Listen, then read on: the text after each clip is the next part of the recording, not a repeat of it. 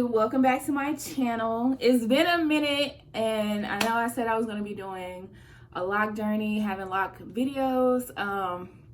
It's been a minute because when I got back from overseas, I got orders to a new duty station. So the last month or two, September to October, I've been in the process of moving, driving across states, getting settled in my new location, and I just haven't had time to honestly do anything.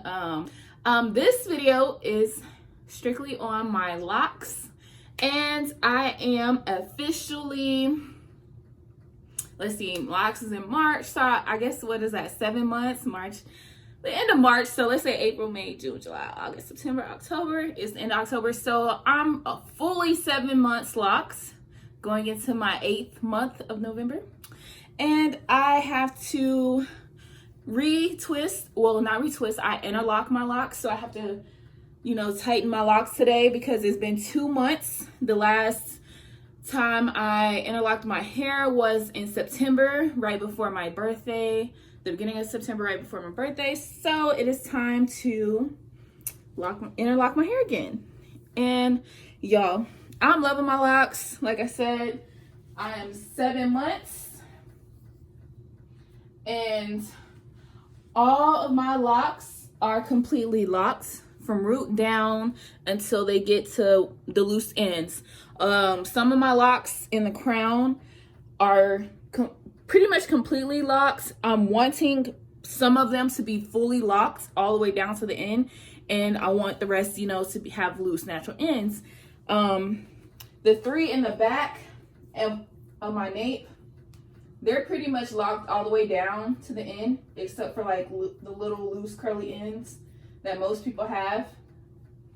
So yeah, I am going to be interlocking my hair today, washing my hair. Let me show you guys what I use to shampoo my hair. I also use conditioner I use conditioner to wash after I shampoo my hair whenever I'm about to do a retwist or interlock my locks.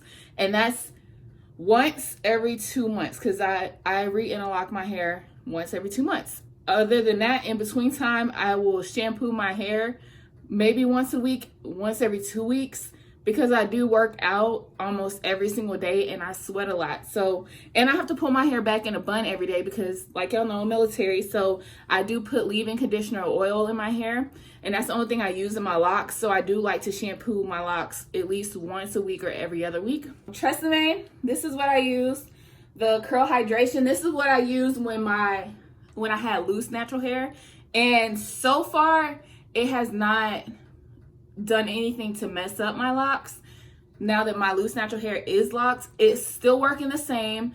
I haven't had any buildup whatsoever. And I mean, everybody's hair texture is different. Everyone's hair reacts to products differently. So you have to figure out what works for you and what works for your hair.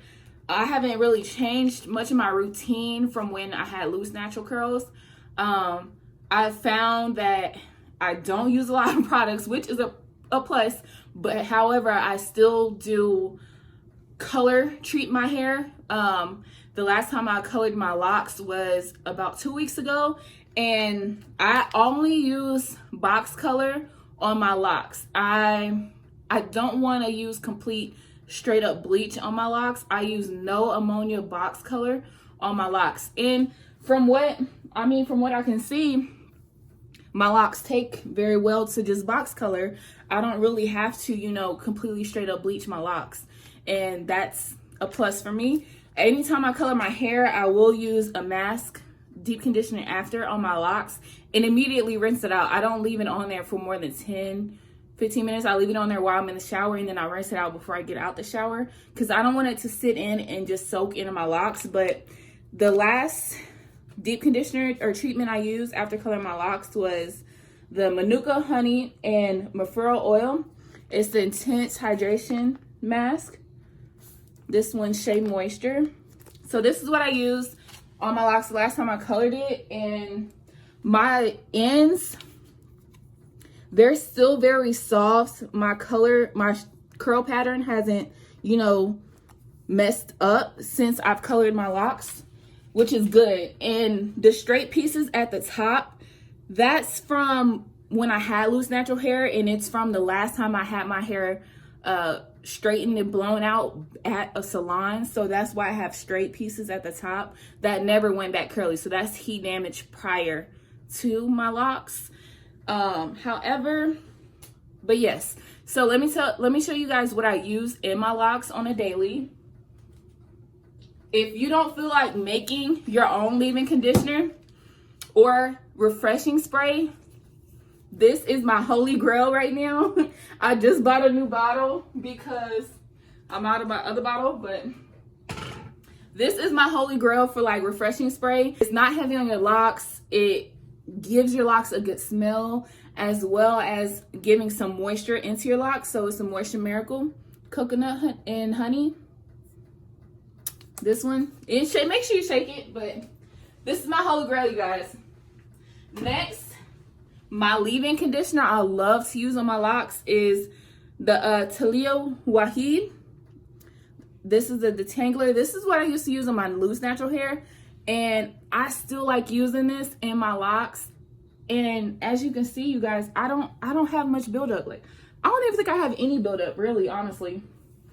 I don't really have no buildup, and I love this. I can't find it anywhere. So if you know where I could find this, please let me know, because I can't find it anywhere. Now that I'm out, now that I've ran out of that, I went back to the Tajin Green Tea Super Moisture leave-in conditioner. And I only put leave-in conditioner on my hair in the morning when I'm pulling my hair back in a bun. And I'm gonna tell y'all why I do that, because I spray my hair every morning with water. And even though I have locks, like when I'm like out 2 months out of a interlock or a retwist, I have a lot of new growth. I have a lot of straight ends that my hair doesn't grow into the locks. It grows out of the locks. My new growth does. So I still have to have, somewhat of a neat, presentable look when I go to work in uniform. So that's why I spray my hair every morning, especially in the front, and I put in a little bit of leave-in conditioner just so it's not looking too crazy, right? So yeah, this is the spray bottle, the mist bottle. This is holy grail if you have loose natural hair, locks. Get you a spray mister. The old school water bottles is great while we had them, but we got a spray mister. Like, this continuously sprays, right? The oils I use in my hair, I use this after I color treat my hair. I'll put some of this in my hand and, rub it throughout my head. Or after I just straight shampoo my hair, I'll use this after. This is really thick. It is straight cocoa butter. So if you have really, really dry hair and you need some moisture, this is what you need to get. Of course, never go wrong. You will always need black Jamaican castor oil if you're trying to grow your locks, if you have some bald spots, if you need, just something in your hair. I like the one with peppermint. This is my favorite one. And then tea tree oil. Tea tree oil, I love this stuff for my scalp and for my ends. This is what I use on my scalp, and I put a little bit on my loose ends just so I can get some moisture locked in there. But yeah, those are the 3 oils I use. Like I said, I don't use many products. My locks, I'm loving my process.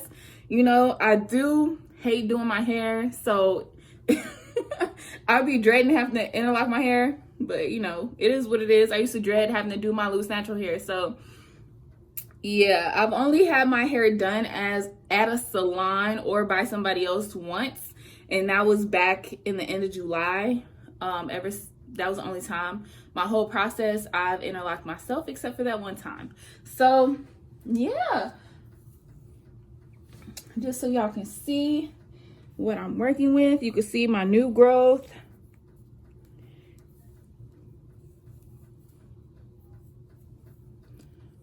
I don't pull my baby hairs back into my locks when I interlock.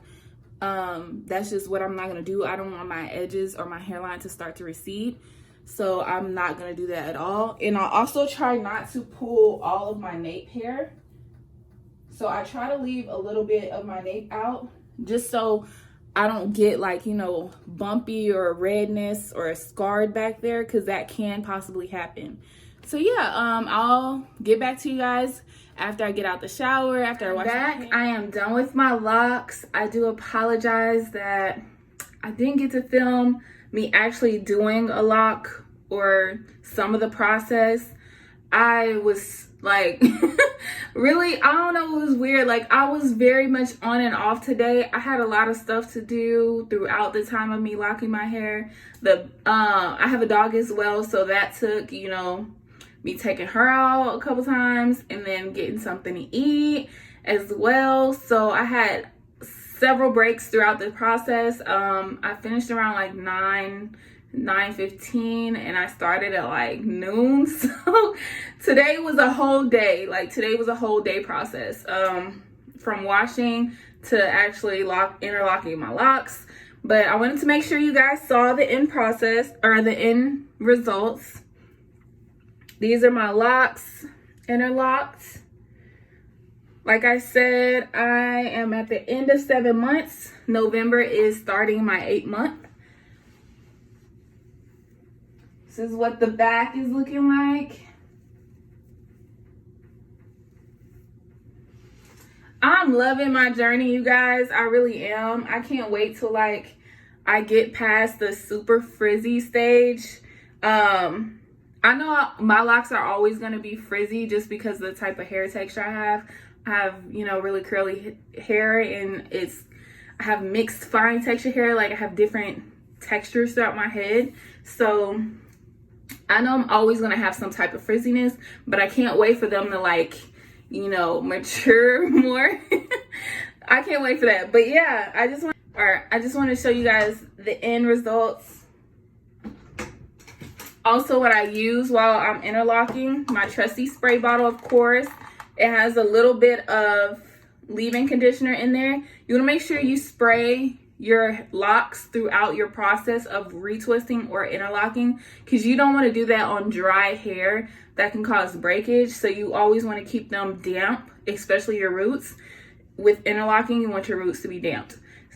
So I use a traditional crochet hook, and you literally just take the hook, go through the new growth, take the tail end of your lock,